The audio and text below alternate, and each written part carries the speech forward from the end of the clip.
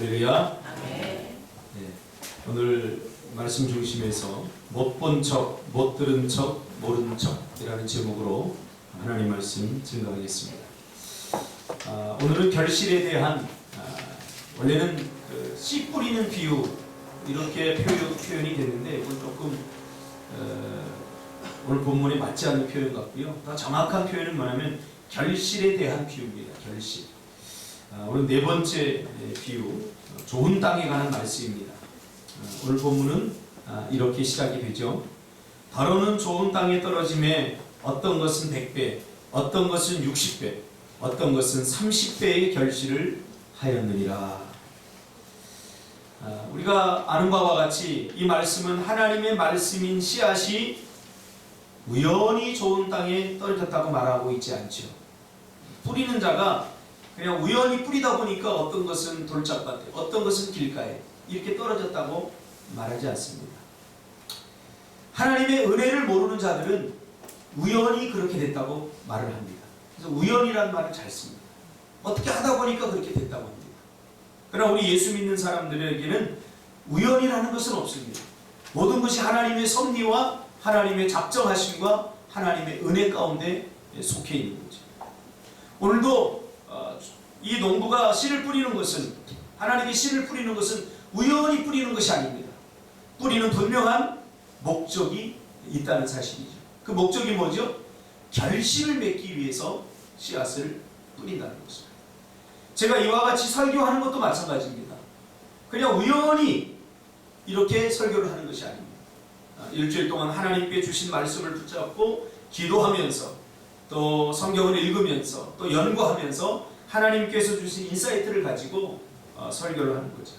아마 예수님도 이 비유를 할 때 똑같은 마음으로 비유를 하셨습니다. 그러므로 씨앗이 떨어질 때에 하나님의 말씀에 대한 반응이 네 가지 밭을 결정한다고 이렇게 말했어요. 그래서 이 네 가지 밭은 우리의 마음을 가리키고 네 가지 마음의 가능성을 누구나 다 가지고 있다고 했어요. 좋은 밭이 따로 있는 것이 아닙니다. 길가밭이 따로 있는 것이 아닙니다. 이 네 가지 가능성은 우리 안에 다 있는데 그 말씀에 우리가 어떻게 반응하느냐에 따라서 좋은 밭, 즉 결실을 할 것인가, 아니면 길가와 같은 밭이 될 것인가, 돌짝밭이 될 것인가, 가시떨기 같은 밭이 될 것인가가 결정되어진다고 말했습니다. 그래서 지금까지 길가 밭처럼 반응하는 사람이 있다고 했습니다. 새가 와서 하나님의 말씀이 우리 마음에 떨어질 때에 즉시 빼앗기는 거죠. 새가 물어가도록 그렇게 방치하는 거죠. 말씀에 무관심하고, 그렇죠? 새가 즉시 와서 가져가는 거죠. 그 다음에 우리가 두 번째 살펴본 것은 돌짝밭 같이 반응하는 사람이 있다고 했습니다. 이 사람은 즉시 기쁨으로 받지만 그 속에 뿌리를 내리지 못해서 환난이나 박해로 인해서 넘어진 자들을 우리가 돌짝밭과 같은 마음이라고 표현했습니다.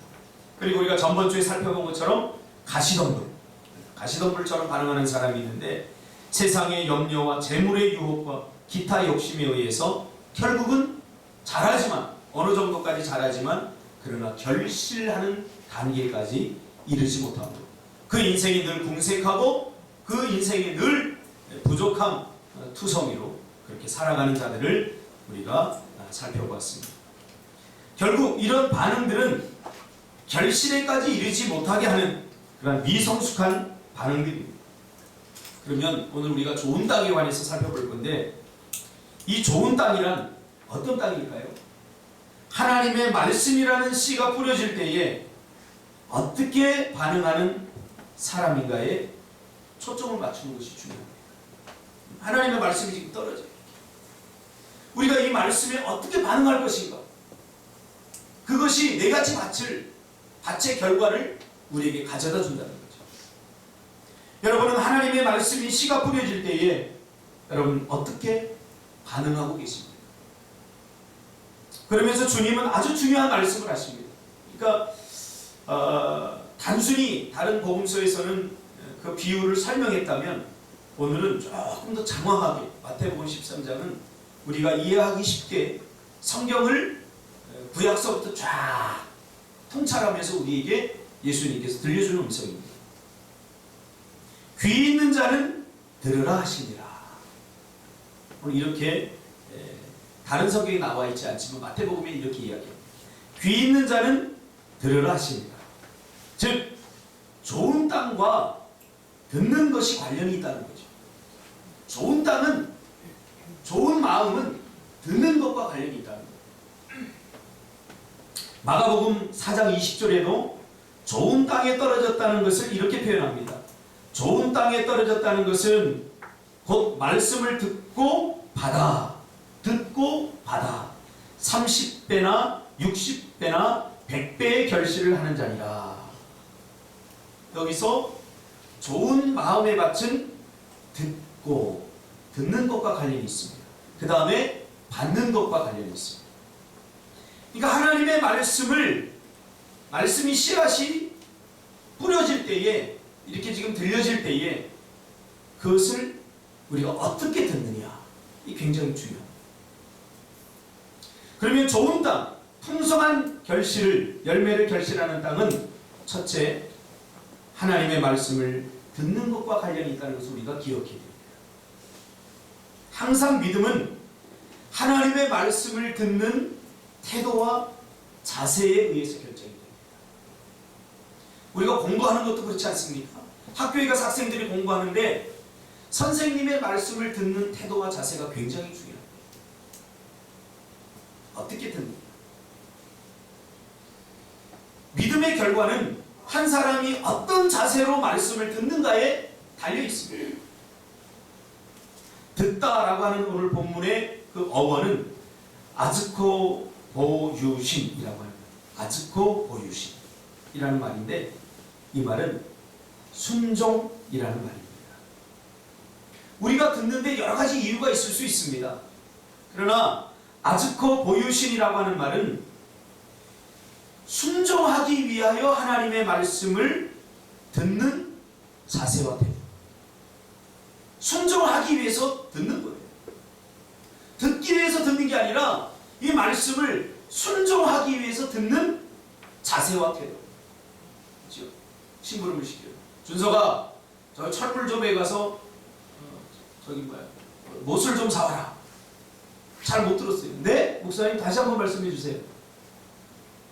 철물점에 가서 못을 사오라고. 철물점이 어디 있어요?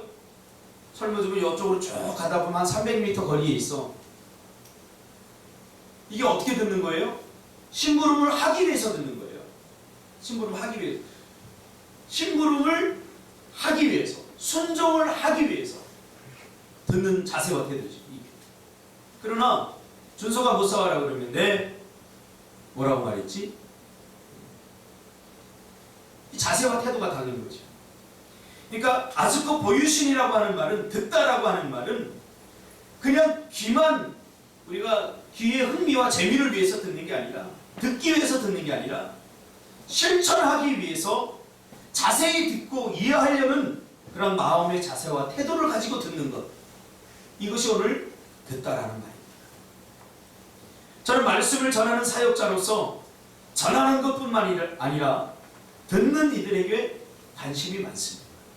그리고 특별히 상담을 하는 자로서 말을 하고 듣는 것이 굉장히 중요합니다. 거기서 소통이 일어나죠. 여러분, 소통이 안 되면 갈등이 일어나지 않습니까? 신앙생활에도 하나님과 우리 사이 갈등이 많이 일어납니다. 왜 그래요? 말씀을 하는 하나님과 우리 사이에 소통이 이루어지지 않기 때문에 그래요. 듣고 싶은 말만 듣고 들어야 할 말을 듣지 않기 때문에 그런 거죠. 듣고 잘 이해를 해야 돼요. 그래서 들을 때에는 우리가 이것을 실천하려고 하는 마음의 자세와 태도를 가지고 듣는 것, 그것이 오늘 본문에서 말하는 듣다. 특히 성경 공부를 하다 보면 질문을 하면서 아주 경청하고 학자와 같은 자세와 태도로 신중하게 임하는 사람들이 있습니다. 그냥 그러겠거니 하고 듣는 것이 아니에요. 이 말씀이 왜 그런가? 어떻게 이것을 우리가 실천하고 순종할 수 있을까? 이런 것에 대한 퀘스천 마크를 가지고 듣는 사람들이 있어요. 그런 사람들의 질문은 다르죠. 순종하고 실천하기 위해서 실제적인 질문들을 굉장히 많이 합니다. 이것이 학습하는 사람들의 자세와 태도, 우리 하나님의 말씀을 듣는 사람들의 자세와 태도와 다르지 않습니다. 제가 가회를 오랫동안 했는데 공부 잘하는 사람들이 특징이 있어요. 이 뭐냐면 정답을 위한 질문들을 많이 합니다. 이 문제를 어떻게 하면 잘 풀 수 있을까? 그거에 대한 질문들을 많이 합니다. 질문이 많다는 것은 생각을 그만큼 많이 했다는 거예요. 그러나 공부 못하는 아이들은 그냥 가르쳐주면 네 하고 끝나버려요. 다음에 풀 때 보면 이 문제 전번에 풀었는데 그러면 풀었어요? 기억이 전혀 안 나요. 왜? 고민하지 않아. 이 문제를 풀려고 하는 의지가 없지. 그냥 답만 맞추려고 하기. 우리 신앙의 문제도 마찬가지입니다. 하나님의 말씀이 떨어질 때에 이 말씀을 어떻게 우리의 삶 가운데 실천하고 순종할 것인가 하는 자세와 태도를 가지고 고민하고 생각이 없이 말씀을 들으면 너무 쉽게 잊혀져 버려요. 그래서 결실할 수 없게 되는 거죠. 이건 당연한 겁니다. 어떻게 하면 실천할 수 있을까? 어떻게 하면 행동할 수 있을까? 이런 마음을 가지고 말씀을 대하는 것이 바로 좋은 마음의 밭, 즉 옥토라는 거죠. 좋은 땅이라는 거죠. 우리가 이 말씀을 들을 때 이런 옥토에 어떠한 씨앗이 떨어져도 열매를 맺는다는 거예요. 그러니까 씨앗이 문제가 된 적은 없습니다. 하나님의 말씀인 씨앗이 문제가 되는 게 아니라 우리 마음의 밭이 항상 문제예요. 어떤 날은 힘들고 말씀을 듣는 귀찮아서 그냥 졸다 가는 날도 있어요. 좋은 밭이 아니죠. 어떤 날은 듣고 또 듣는 것 같은 말씀, 계속 반복되는 것 같은 말씀. 이 말씀에 고민이 없고 이 말씀에 정말 붙들려서 사색하지 않으면 우리의 삶도 그냥 이렇게 흘러가게 내버려둘 수밖에 없어요. 운명론에 사로잡혀서 살 수밖에 없죠. 이런 마음을 가지고 말씀을 대하는 것이 바로 옥토죠. 그런가 하면 한 귀로 듣고 한 귀로 흘리면 이 말씀을 듣기는 듣는데 오늘 본문에 말하자면 듣기는 들어도 깨닫지 못하고 들어요. 듣는데 이것이 누구를 위한 말씀인지 무엇을 위한 말씀인지 몰라요. 영적 센스가 마음이 둔하여졌다 그러잖아요. 영적 센스가 무디어져요. 존귀에 처하나 깨닫지 못하는 자는 멸망하는 짐승. 짐승은 하나님의 형상을 따라 지음을 받지 못했기 때문에 본능적으로 깨달아요. 얼마나 무디겠어요.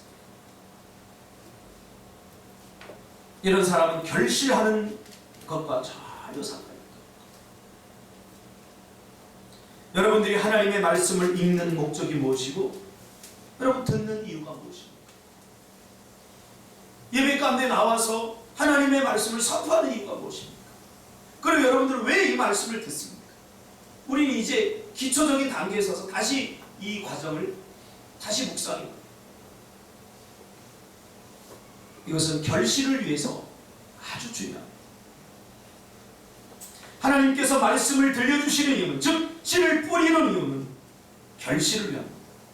다시 말하면 그 말씀대로 순종하고 그 말씀대로 살고 실천함으로 거기에 걸맞는 하나님의 은혜와 약속들을 우리의 삶 속에서 받아들이라고 하나님께서 말씀의 씨앗을 던져주는 거죠.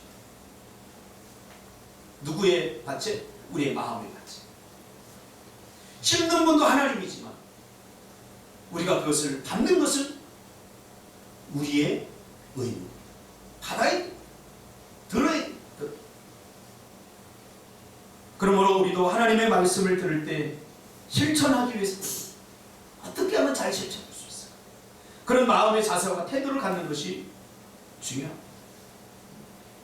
저도 이 강의를 하러 나가고 또 상담을 하고 이렇게 하다 보면 듣는 사람들의 이 태도가 굉장히 중요하다는 것을 깨닫게 됩니다. 잘 들어야 잘 실천할 수 있어요. 잘 실천해야 거기에 걸맞는 결과를 자기가 누릴 수 있게 됩니다. 그러면서 13절에 주님이 뭐라고 말씀하십니까? 그러므로 내가 그들에게 비유로 말하는 것은 그들이 보아도 보지 못하며 들어도 듣지 못하며 깨닫지 못함이니. 그러면서 왜 그들이 들어도 듣지 못하게 되었는지 이사야서의 예언을 통해서 우리에게 설명해 줍니다. 분명히 들려지는데, 분명히 뿌려지는데 왜 들어도 듣지 못하게 되었는지 그 이유를 이사야 선지자가 이미 예언을 했어요. 선지자였던 이사야는 하나님의 말씀을 많이 뿌려본 사람이에요. 그 말씀이 뿌려질 때에 그 말씀을 듣던 많은 청중들이, 많은 사람들이 어떻게 반응하는지 이사야서는 너무나 잘 알고 있었어요. 그래서 왜 들어도 듣지 못하는지, 왜 보아도 보지 못하는지, 왜 깨닫지 못하는지에 대해서 이미 이사야가 예언했죠. 15절에 보면 이 백성들의 마음이 완악하여져서 그 귀는 듣기에 둔하고 눈은 감았으니 이는 눈으로 보고 귀로 듣고 마음으로 깨달아 돌이켜 내게 고침을 받을까 두려워하리라. 무슨 말이죠? 하나님의 말씀을 듣고 자신의 삶을 바꾸고 돌이키고 고치고 새로워진 것에 대한 두려움이 우리 안에 있다. 여러분이 신앙생활을 잘하고 싶은 마음도 한편에는 있지만 또 한편에는 내가 신앙생활을 잘하면 잃어버릴 수 있는 것들도 있어요. 지금 내가 누리는 것들 중에서. 그거에 대한 두려움이 있을 수 있어요. 두렵다. 그래. 저는 군대 가면서 그런 생각을 했어요. 제가 축구를 좋아하는데 축구가 나에게 우상이 될 수도 있겠다. 그런 생각을 했어요. 저는 다른 것에 이 마음이 잘 안 뛰는데 군대에 가서 만약에 체육대회 하면 주일날 결승을 하면 어떡하지? 저는 다른 유혹은 쉽게 잘 안 넘어가는데 그때는 나는 축구를 할 것 같은 생각, 그런 두려움. 그래서 예외 항목을 두었죠. 만약 군대에 가서 체육대회를 하는데 축구 결승하는데 우리 중대가 올라가면 그때는 나는 빠져야 돼. 주일날 한번 빠져야 되겠다. 이런 예외 조항을 두는 거죠. 왜? 빠지지 않겠다 하는 것은 축구를 못할 수도 있다는 두려움을 갖게 합니다. 이것이 아무것도 아닌 것 같지만 굉장히 중요한 문제. 주일 성수 귀로 듣고 마음으로 깨달아야 되는데 일부러 이런 것은 내가 잘 듣지 않지. 그러다 보면 어떻게 됩니까? 마음이 완악하여진다는 거예요. 이제는 그러한 음성도 무뎌진다는 거죠. 자꾸 무뎌진다. 예전에 어떤 집사님이 성경 공부를 하는데 이런 질문을 합니다. 목사님, 하나님의 말씀을 너무 많이 아니까 힘들어요. 너무 많이 알아서 힘들어요. 모르면 차라리 몰라서 안 하는데 너무 많이 아니까 이대로 하나님의 말씀대로 다 살아야 하니까 불순종하려니까 너무너무 힘들어요. 그래서 하나님의 말씀을 차라리 몰랐으면 좋겠어요. 이 고백이 정말로 가만히 생각해보면 믿음의 고백인 것 같은데 마치 그분이 자기를 자랑하듯이 나는 성경을 많이 알아. 그런 의미로다가 이야기를 하는 것 같은데 이것이야말로 정말 교만해요. 하나님의 말씀을 알지만 고의로 순종하지 않겠다는 고의적 불순종하겠다. 하나님의 말씀을 고의적으로 거부하겠다는 의지가 그 안에 들어있는 거죠. 알면 해야죠. 알면 해야죠. 알면 하시기 바랍니다. 근데 잘하려고는 하지 마세요. 완벽하게 하려고 하지 마세요. 그냥 하는 거예요. 이번 주에도 저는 우리 정호수 집사님이 이 새벽에 나오는데 저는 의지를 봤어요. 나오셔서 기도 많이 못했다고 저는 생각해요. 오죽하면 안 하던가 하니까 몸살까지 났어요. 근데도 그 아침에 이렇게 나오시는 그 표정을 보면 굉장히 힘들고 막 이렇게 나오시는데 그 모습이 저는 굉장히 이뻐 보이더라고요. 왜? 하려고 하더라고요. 못하니까 뭐 어쩔 수 없이 나는 아내가 아니라 알아도 못하는 게 아니라 그건 신앙도 믿음이 아닙니다. 알게 하려고 할 때 거기에 희망이 있는 거죠. 이런 사람들에게 결실이 있다. 이런 마음의 자세와 태도를 가지고 있는 자들에게 결실이 있다는 거예요. 이게 받는 태도. 하나님의 말씀이 부담스러우니 나는 새벽을 깨우기가 힘드니 나는 내가 원하는 선에서 순종하겠다.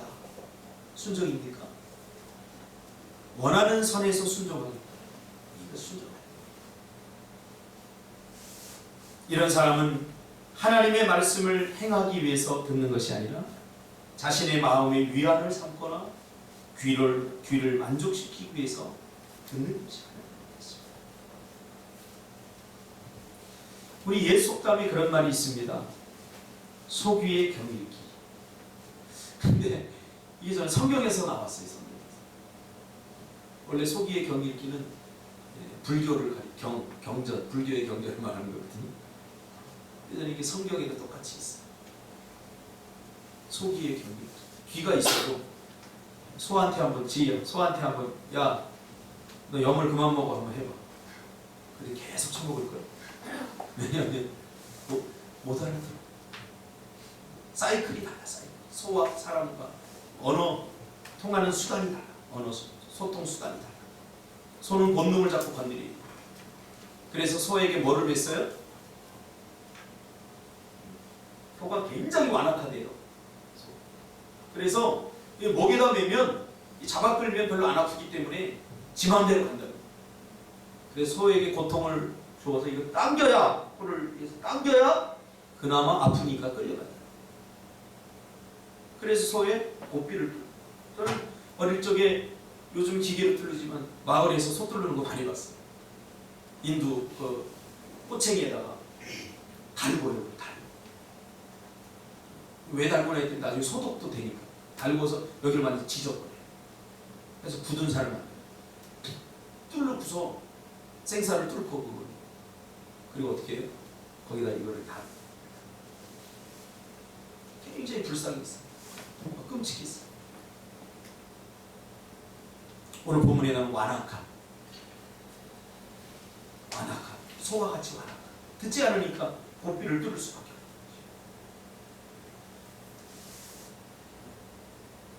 마음이 완고해서 듣지 않음.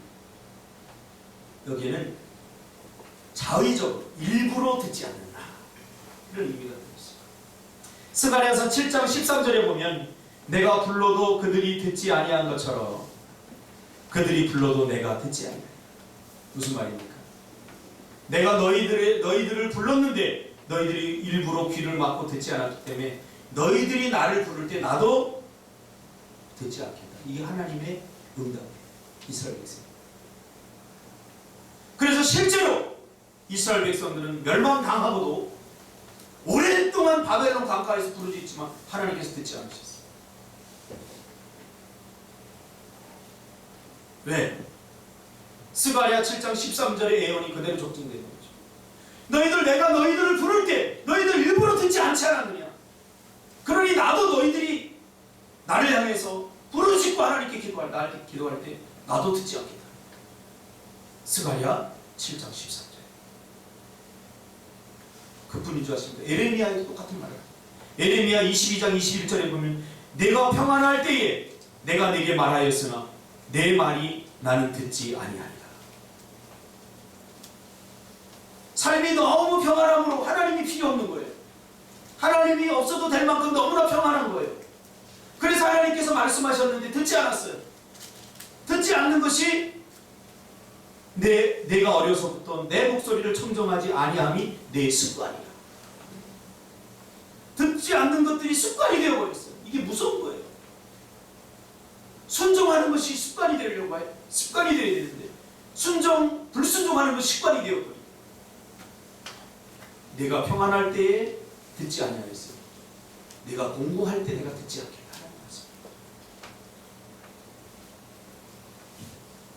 27절, 에레미야 22장 27절. 그들이 그들의 마음에 돌아오기를 사모하는 땅에 돌아오지 못하리라. 그렇죠?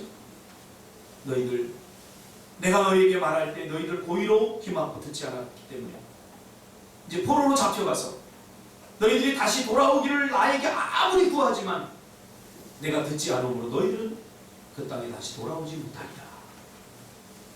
이렇게 말씀합니다.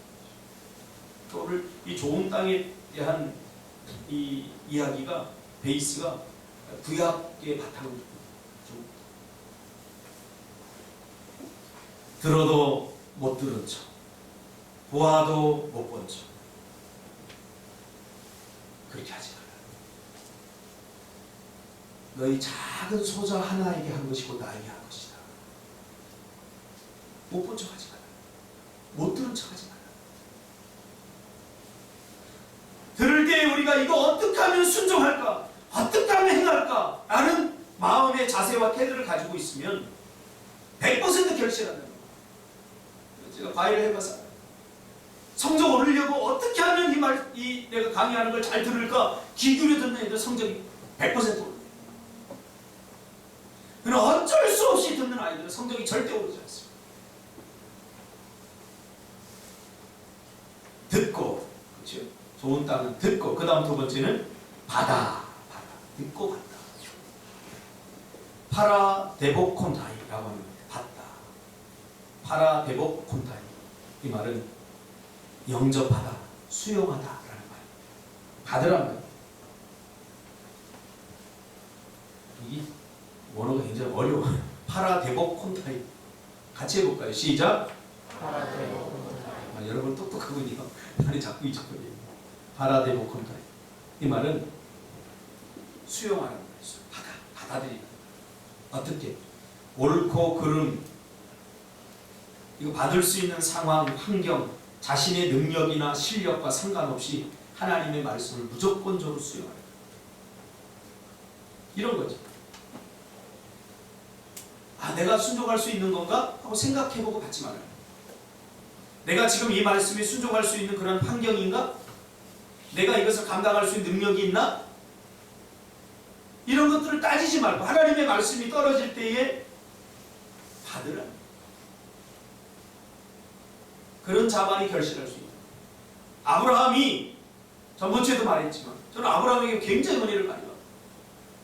하나님의 말씀 본토 친척 아비집을 떠나라고 했을 때 떠날 수 있는 환경이 돼서 떠난 거 아니에요. 떠날 수 있는 능력이 되고 떠날 수 있는 마음이 준비가 돼서 떠난 게 아니에요. 하나님의 말씀이 떠나라고 하니까 그 말씀을 받은 거예요. 그래서 히브리서는 뭐라고 표현해요? 갈 바를 알지 못하고 떠났다고. 이 갈 바를 알지 못한다는 말은 전혀 준비되어 있지 않고 전혀 떠날 수 있는 상황이 아님에도 불구하고 떠났다는 거예요. 이것이 하나님의 말씀을 받는 태도예요. 내가 할 수 있는가 없는가, 내가 지금 할 수 있는 능력이 있나 없나, 이런 거 다 따져서 할 수 있으면 하고 할 수 없으면 안 하는 것은 받는 게 아니에요. 그런 자는 100날이 되고 1000날이 되고 절대 결실할 수 없어요. 우리 꿈이 있는 교회를 사고 나서 다음 교회를 샀어요. 10억 부천에다 샀는데 너무 좋더라고요.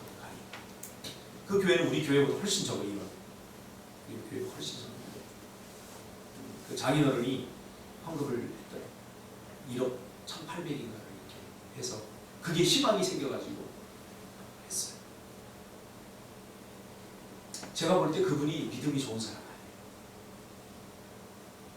우리 다음 교회 목사님 늘 저한테 얘기하는데 좀 힘든 부분에 대해서 내가 봤을 때 그렇게 믿음이 좋은 거예요. 그러나 받더라는 거예요. 우리 그 회사 택시 운전을 하거든요. 택시 운전 주일날도 이제 택시 운전을 이렇게 하셔서 이번에 장로 정립을 하면서 불렀대요. 집사님, 이제 주일날은 택시 운전을 하면 안 됩니다. 그랬더니 예전 같으면 목구멍이 포도청인지 그럴 수 있는데 받더라는 거예요. 받더라고요. 근데 한 2주 전에 놀라운 간증을 하더라고요. 주일날 안 하면 분명히 그 돈 버는 돈이 적어야 되는데 더 늘어났다. 6일만 일하다. 그러면서 눈물을 흘리면서 그 간증을 하더라고요. 받으니까 결실이. 받지 못하면 결실할 수 없어요. 이게 될 것인가 안 될 것인가 늘 하나님을 의심하고 하나님을 불신하고 하나님의 역사하심에 대해서 신뢰하지 못하면 늘 인생의 무거운 짐을 자신이 지고 나 홀로 지고 힘들고 고난하는 길을 걸을 수밖에 없어요. 제가 이번에 특세를 하면서 하나님이 저에게 주신 음성이 있어요. 그래서 제가 카톡에 달았어요. 기도하면 쉬워지고 기도하면 가벼워지고. 제가 특세를 하기 전에 마음이 얼마나 무거운지 몰라요. 마음이 얼마나 무거운지. 그리고 이 일이 과연 될 것인가 안 될 것인가에 대해서 얼마나 고민을 한지 몰라요. 잠이 안 와. 그러나 기도하면서 쉬워졌어요. 기도하면서 마음이 가벼워졌어요. 왜? 하나님의 말씀을 받으니까 가는 것이다. 하나님의 말씀. 이것을 받음으로 내게 어떤 유익이 있고 나는 그것을 실천할 수 있는 능력과 실력이 되고 나는 지금 그 말씀에 순종할 수 있는 그런 여건이 되고 뭐 이런 거 따지지 않고 하나님의 말씀에 대한 전적인 신뢰를 바탕으로 받아들이는 것이죠. 이것은 하나님의 말씀을 전적으로 신뢰할 때 가능한 거죠. 가만히 지나고 보니까 있잖아요. 그 상원 집사의 결단이 참 대단하다는 생각이 들어요. 제가 이렇게 새벽마다 이렇게 놓고 이제 기도를 했거든요. 그제인가 상원 집사 기도 제목하고 드림 리스트를 제가 이렇게 읽으면서 참 대단하다. 그 결단. 또 준석 집사 이렇게 하는 걸 보니까 준석 집사가 적어놓은 기도 제목들이 굉장히 많이 응답이 되더라고요. 캠핑카 사는 것도 저는 기도 제목 안 넣었는데 준석 집사는 넣더라고요. 캠핑카 구입 2016년. 좀 깜짝 놀랐어요. 하나님이 들으시는구나. 하나님이 들으시는구나. 하나님이 역사하시는구나. 이것을 하나님을 신뢰할 때만 도전할 수 있는 가능성 아니겠습니까? 하나님 신뢰. 그래서 하나님을 신뢰하면 우리 인생이 가벼워져요. 쉬워져요. 제가 아는 목사님, 그 교회에 어떤 권사님 퇴직을 하시고 교회를 이렇게 시골에다 좋은 집을 사놓으시고 이렇게 옮기신다. 근데 그 목사님이 참 마음이 불편하다. 물론 뭐 떠나는 것에 대한 아쉬움도 있지만 그것이 아닌 것 같다는 생각이 이렇게 자꾸 들어요. 그래서 그 권사님이 여러 번 이야기해요. 권사님, 우리가 살면 얼마나 살겠습니까? 시골 가서 노후 준비가 되겠습니까? 우리가 죽는 날까지 최선을 다해서 주를 섬기고 예배하고 이럽시다. 몇 번 이야기했더니 소원한 마음을 갖더래요.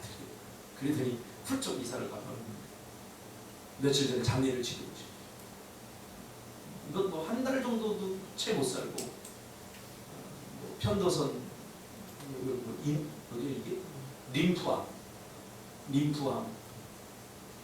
갑자기 말기 판정을 받고 갑자기 그러죠. 여러분, 우리는 이 땅에 사명으로 존재합니다. 이 땅에 우리가 주를 위해 살 일이 없으면 이 땅에 존재할 이유가 하나도 없어요. 그러나 사명이 있으면 아무도 두려우지 않습니다. 하나님이 살리실 것입니다. 해야 할 일이. 하나님을 신뢰하시기 바랍니다. 하나님을 의지하시기 바랍니다. 우리 인생의 길을 계획할지라도 그 발걸음을 인도하시는 분은 하나님이십니다. 할렐루야. 여러분, 이것을 믿으시기를 바랍니다. 하나님이 여러분의 인생을 인도해 주실 것입니다. 여러분의 미래를 하나님께서 책임져 주실 것입니다. 하나님을 전적으로 신뢰할 때 이 가능하다고 믿었던 사람이 디모데입니다. 그는 바울을 통해서 자신에게 주시는 하나님의 말씀을 무조건적으로 수용하고 받아들였어요. 왜? 믿음이 좋았기 때문이 아닙니다. 하나님을 신뢰했기 때문에. 그러면서 디모데전서 4장 4절에 이렇게 고백합니다. 하나님께서 지으신 모든 것이 선함에 감사함으로 받으면 버릴 것이요. 사도 바울이 디모데에게 쓴 서신서를 보면 거의 가르치는 수준이에요. 때로는 책망도 하고, 너 목회를 그렇게 하면 안 된다 막 그러면서 책망도 하고 막 그래요. 그러나 그 말을 그대로 받았다. 받고 나서 나중에 보니까 하나님께서 지으신 모든 것이 선하며 감사함으로 받으면 버릴 것이 없었다는 거예요. 5절에 하나님의 말씀과 기도로 거룩하여집니다. 이 고백에 어떤 의미가 담겨 있습니까? 실패도 고난도 관계 깨어짐도 모든 것을 잃는 것, 힘든 상황과 환경도 결국 나에게 유익이 되고 나를 세우기 위한 하나님의 놀라운 계획이며 은혜라는 것이죠. 그래서 일단 하나님께서 주신 것 받으면 버릴 것이 없다. 이것을 깨달았기 때문에 그는 하나님께서 오시는 것 어떤 부담스러운 것도 받았어요. 이것을 깨닫는 자들만 하나님의 말씀을 받아들이고 감사할 수 있죠. 그래서 고린도후서 12장에 보면 하나님께서 자신에게 주신 상황과 환경을 그대로 받는 사람에 관한 이야기가 나옵니다. 하나님 나에게 좋은 것 주세요. 좋은 환경 주세요. 좋은 것 주세요. 이렇게 하지 않고 이 사람은 자기에게 저주와 같은 것도 하나님께서 왔다고 생각하고 감사함으로 받아들였어요. 이 사람에게 큰 고통의 질병이 있었습니다. 이 질병이 얼마나 힘들고 고통스러웠으면 고린도후서 12장 7절에서 뭐라고 합니까? 육체의 가시라고 표현합니다. 우리 박정만 집사님 지금 아프셔서 고통스러워 저한테 얘기하는데 며칠 전에 통화를 합니다. 이거 먹는 건 먹겠는데 먹는 게 다시 나오니까 너무 힘들대요. 먹고 나면 토하면 비린내가 막 나서 음식을 그 다음에 될 수도 없습니다. 먹는 건 먹겠대요. 힘들다. 이거 얼마나 고통스러운 일인지 아십니까? 사도 바울도 바로 육체의 가시, 사단의 사자를 주셨다라고 말할 정도로 자신의 몸에 담기 힘든 인간의 몸으로 감당하기 힘든 고통스러운 질병을 지고 있었어요. 복음을 전하는 자들이 이게 얼마나 치명적인 컴플렉스겠습니까? 지 병이라고 지 병도 못 고치면서 무슨 복음을 전해? 이 치명적인 문제 아닙니까? 자신의 안에서 일어나는 고통은 그래도 참아내면 되지만 참을 수 있지만 그러나 참을 수 없을 만큼 고통스러우니까 육체의 가시라고 표현했는데 다른 사람들의 시선도 참아낼 수 없는 거죠. 그래서 사도 바울은 그것을 놓고 하나님께 3번이나 간절히 기도하죠. 단 3번만 기도했다는 게 아니에요. 성부, 성자, 성령 아주 간절하게 기도했다. 최선을 다해서 기도했다. 낫게 하시면 얼마나 좋겠습니까? 낫게 하시면 하나님께 영광이 되고 우리 생각 그렇지 않습니까? 사도 바울이 질병이 나면 하나님께 영광 돌리고 자신에게도 큰 기쁨이 될 수 있는데 하나님은 낫게 하지 않았어요. 그리고 뭐라고 하는 줄 아십니까? 내 은혜가 내게 족하다. 무슨 말이에요? 너의 그 감당하기 힘든 벅찬 고통 그것이 내가 너에게 주는 은혜라는 거죠. 여러분 은혜가 꼭 우리가 생각하는 것처럼 기쁨과 감사 뭐 이런 거로만 오는 줄 아십니까? 그건 아주 미숙합니다. 세계의 위대한 사람들은 그 고통을 담고 있었기에 가능했습니다. 베토벤도 들리지 않았어요. 들리지 않았기 때문에 위대해질 수 있었어요. 들리지 않았기 때문에 더 집중할 수 있었고 들리지 않았기 때문에 더 열심을 낼 수 있었어요. 들리지 않았기 뭐? 주석 집도 여기는 자리가 안 좋아서 장사가 안 돼요. 아니, 하나님 말씀 아직 받지 못해서. 내 은혜가 네게 족하다. 무슨 말입니까? 너를 고통스럽고 힘들게 하는 질병이 바로 내가 네게 베푼 은혜라는 것이죠. 그래서 안 되는 것도 은혜일 수 있어요. 제가 목회를 하면서 정말 저를 힘들고 고통스럽게 했던 사람이 있어요. 정말 이런 사람도 예수 믿나 그럴 정도로 정말 저를 힘들게 하고 고통스럽게. 그 사람이 천국 간다면 난 사실 천국 가고 싶은 마음이 없을 정도로 그렇게 저를 힘들게 했던 사람이었어요. 그러나 지나고 보니까 그 사람을 하나님이 내게 주신 은혜라. 그 사람이 연단이 아니었다면 그 사람이 핍박이 아니었더라면 저는 오늘의 내가 되어 있지 않고 굉장히 교만한 사람이었어요.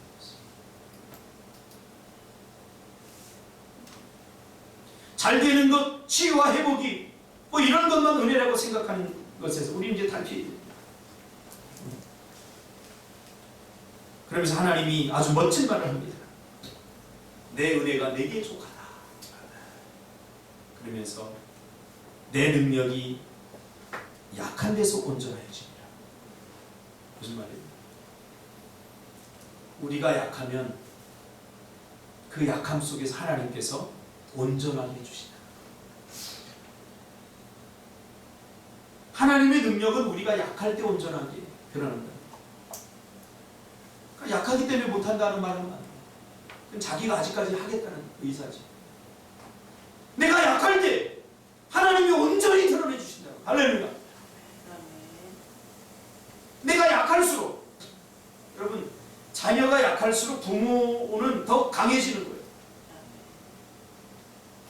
부모가 되고 말아요. 이게 무슨 말인지. 제가 예전에 우리 예린이 어릴 적에 예린이를 데리고 놀이동산 같은 데 많이 갔는데, 계양구 쪽 보면 그랜드마트라고 최초의 대형마트 인천에 그게 있었어요. 거기 보면 놀이기구 이렇게 타는 게 있는데, 그 놀이기구를 이렇게 타러 갔는데 어떤 가냘픈 엄마가 자기보다 큰 아이를 이렇게 끌고서 거기 와가지고 그걸 태워주더라.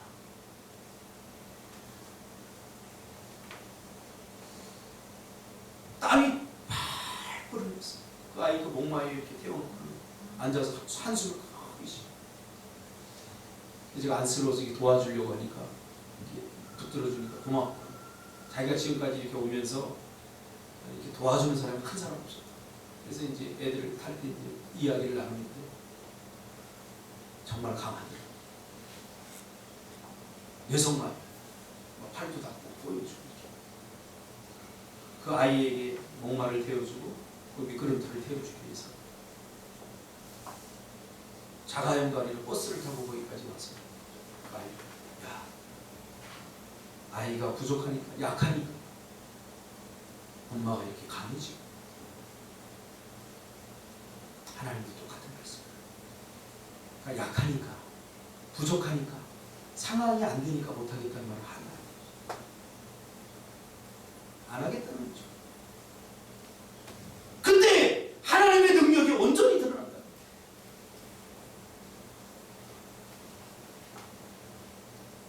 사도 바울은 하나님의 일하시는 방식을 이해하고 비로소 크게 기뻐하고 이때부터 자신의 약함을 자랑합니다. 왜? 자신의 약함이 하나님의 역사를 드러내는 그러한 시점입니다. 그래서 9절에 뭐라고 말합니까?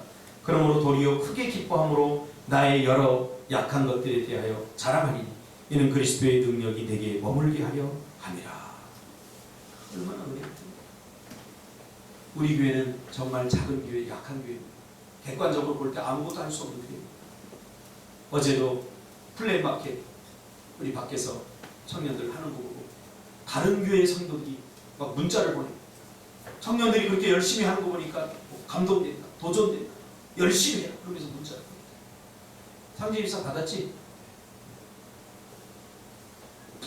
작아서 못합니까? 아니. 없어서 못합니까? 아니.